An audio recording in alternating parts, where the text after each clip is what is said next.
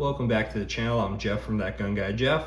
Today I'm going to show you how to disassemble and reassemble the SIG M18 in 60 seconds or less. Before we handle any firearm, we're going to make sure it's not loaded. So we're going to make sure our safety's on. Press that magazine release, make sure no magazine present. Now we're going to lock our slide to the rear, inspect inside that chamber, make sure no ammunition is present, which it's not.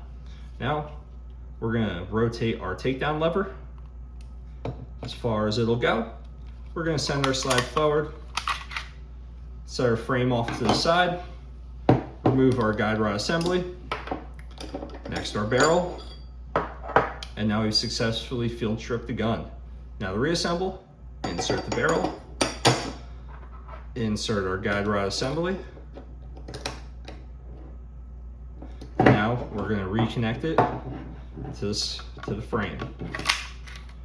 Slide everything together, rack our slide back, rotate that takedown lever forward, and now we've successfully reassembled the gun. If you like this content, want more of it, please like and subscribe. Thank you everyone, have a safe day.